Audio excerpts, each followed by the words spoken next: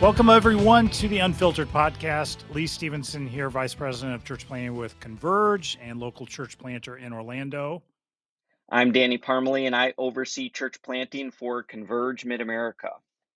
And we're coming to you from two different locations. I'm recording today from Orlando.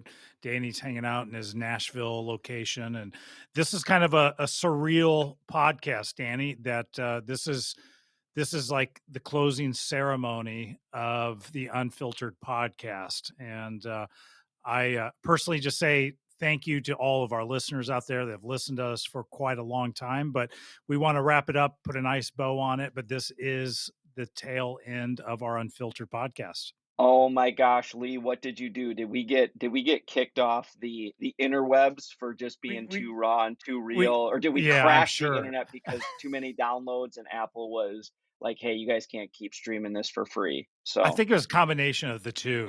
We were so edgy that yeah, the Apple's like, okay, you're done, but we were getting downloads. So yeah, we are competing on with the top podcasts in the world on Spotify and yes, stuff. No, yes, no, I wish yeah, that was true, but it ain't true. But no, part of it is just there's change coming in our personal family's life in this season, where over the last couple months we've just felt like there's a nudge of the Lord just kind of leading us in a new direction. Of church leadership. And the culmination of that honestly came down to some health things for me that I was wrestling with, and had a sit down conversation with my doctor even back in March. And he said, "Lee, you've got to make some changes." And so when you put all I tell people personally, like, we've had four things that have kind of come together at once.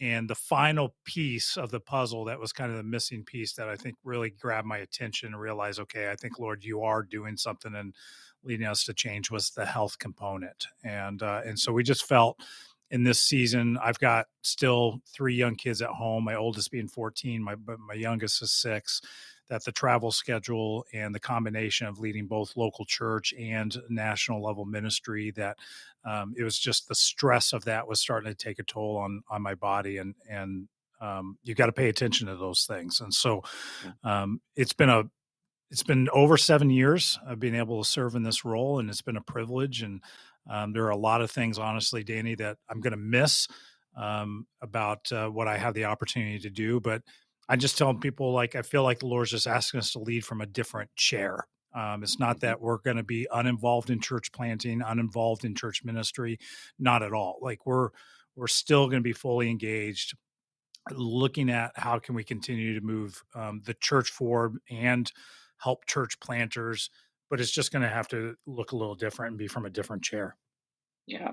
Well, thank you, and I know, speaking on behalf of tons of people, not only just listeners here, we're really thankful for your investment and impact that you've made in our church planting movement, and we hope that that will have a long-lasting effect. And I know that we'll keep the podcast, even though we might not be recording new episodes, we'll keep it up and running so people can continue to listen to it and share, with friends and others that are kind of just joining the church planting journey.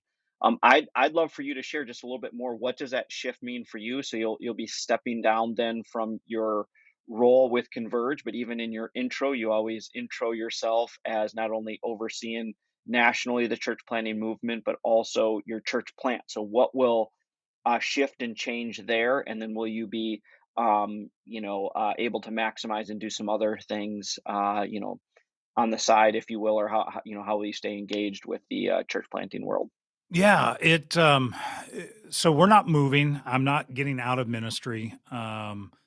It We are just refocusing. And so, yes, I'll be stepping down officially at the end of May from my role here with Converge as a national leader. But we're going to focus more energy and move it towards more of a full-time position with our local church plant. We're about 3.5 years old at this point. And so that will, in a way, give me a more normal rhythm to the week. And which I think will be a beneficial thing. I know it's funny because some people are like, you're going to de-stress your life by working more hours at the local church, and they're like, Yeah. yes, I am. but on the flip side, there were one of the things that I feel like the Lord has put on my heart for like the last 18 months is in combination with academia and thinking through how can we strategically align with universities and Christian colleges out there to actually serve those that are moving into ministry more effectively and more efficiently. Recognizing at this point in my life, and you're in the same stage, like I've been in vocational ministry. Come October will be the end of my 24th year of vocational ministry. And I still just see so many gaps between the academic world and how it actually gets played out in the real world when it comes to local church leadership and church planting and even missions work. That I've got some dreams and some ideas of how we may be able to close that gap. And I just feel like God's asked me to spend some time working on that. Now, that's not a fast thing. That is Mhm, a long term kind of a slow play for sure. But on the side as well, I plan to just do some virtual coaching and mhm, recording some classes and stuff of that sort to kind of make available to pastors and church planters or people that are flirting with the idea of is God calling me to plant a church to make myself more available to serve not just within our network but broaden to serve kind of across what God is doing here in the U.S. and even beyond. And in order to be able to do those things, I just feel like there's got to be a different type of margin that's created than what I have right now. mhm. And because this podcast will kind of be living on the internet, let's say someone does listen to this and like, man, that's intriguing to me. Or hey, I don't have a formal coach or looking for some extra stuff. How would people be able to get a hold of you, or are you going to be kind of hosting some of your own personal content somewhere? Combination of both. So the easiest right now, quickest way to just engage and connect with me would be through social media. So find me either on Facebook or on Instagram, and we can begin a conversation there.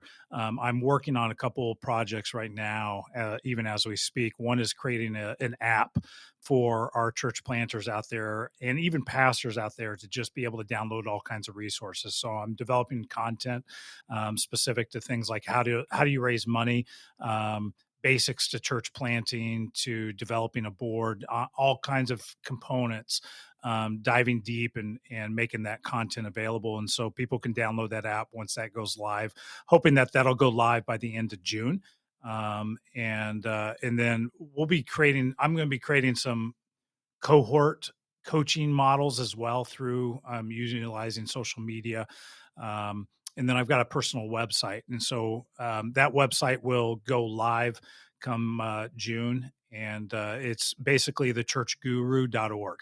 And so people could find me there, or you could email me directly at lee at thechurchguru.org as well. All right, you better say that email address again because I think you mixed two email I addresses did. I today. have too So many email addresses. That's the problem. So the basic email address is lee at thechurchguru.org. and it's unfiltered, so we can't like overdub your voice and just put Put put some something sort else. of Yeah, funny, yeah, but yeah, man. yeah. Yeah. Lee at But the even church even for guru. my exactly, but even for my Converge family, like I'll be around. Yeah, I'm not going to be a stranger. We're going to stay involved, at district events, and once I get a little bit of rest and stuff like that, we'll show up and be around at some of the national things as well. And so I look forward to being able to continue to connect, continue to partner, continue to coach, and be a resource to those that are out there. that's great. Okay, so one last question, if you're willing to, and I know I'm kind of just springing this on you. Depends on your Uh, question, Danny, because yeah, yeah. I know who you are and how you act. Yeah, yeah, yeah. No, what's your kind of final advice or whatever that you would give to church planners? Again, thinking of our audience, some are pre-launch, maybe some are just a year or two in, but thinking back even a bit on this podcast, and then as you're a church planter now, you're a church planter that's done it twice. You're in a position where you're talking to church planters all the time, so just kind of some maybe final words of wisdom, if you can, for church planners as they're kind of Yeah, I find love themselves to. on this journey and listening to this. Two real clear thoughts come to mind. First is you want to be wise and surround yourself with wise people that you can seek good godly counsel and direction for your lives that you know are invested in you, that want what is best for you. Listen to that. I constantly come back to the fact that in Proverbs it talks about there's wisdom in the counsel of many, and that's just a it's kind of become a self motto for me in the way that I've learned to live, and the and even decisions that I make is I want to seek counsel. It doesn't mean I'm going to always do exactly what they say, but there's truth that is told, and you want to listen to those things and capture kind of what is God doing and how other people see this. The second thing is you've got to continue to press forward and be courageous when it comes to your leadership. Um, God is going to continue to ask you to take a leap of faith. It's not that never goes away. As long as you walk with Christ, as much as you're leading in the local church, as much as you think that, hey, I think we're getting to a place of comfortability and stability in our church plant, God is going to continue to press and move you to take steps of faith. And I found that over the years, like those steps of faith get harder in a way that the jump seemed to be bigger than they were previously. And this is a similar situation for us. We we're a 3.5-year-old church. I've got a staff team that does majority of the stuff, but we knew that a change had to be made. The church wasn't ready for it, and so even financially, the church is taking a risk. We're taking a risk. We're stepping out of a secure income, where we've got life, we've got insurances and all kinds of different things. Things are we're well taken care of from that standpoint, and stepping out, kind of going, God, we're trusting you in this. Um, we know you've never disappointed us, but you've got to continue to do the miraculous. You've got to continue to provide, and so I think that's just another example. Like God will continue to press you to do stuff that makes you uncomfortable, trusting that He's leading you and guiding you. And you got to stay courageous in that when it comes to conversations that you need to have with your church, conversations you need to have with your church plant. Now, there's again, that's where wisdom also has to come in play. If you Mhm. may feel something, you want to be wise in the way that you handle it, wise in the way that you engage the conversation. But sometimes God's going to ask you to do big things and trust the fact that He's there and going to provide for you. Mhm. Awesome. That's perfect. So, but Danny, it's been a joy. I appreciate your friendship and the friendship we've had over the years, and this has just been fun for us to be able to do together to put out resources. Danny and I are cool. If anybody else is questioning that, and we'll continue to be great friends as we move over to the future. But I want to thank again everybody for listening and being a part of our Unfiltered family. It is a privilege to be able to walk with each and every one of you over the years and to share from our stories, our experiences, our mistakes, and we continue to love to stay in touch. And so find us on social media, connect with us personally, and we'd love to be a resource to you. So blessings, everyone. And I'd say our normal tag, but not this time. Just keep it real and trust God.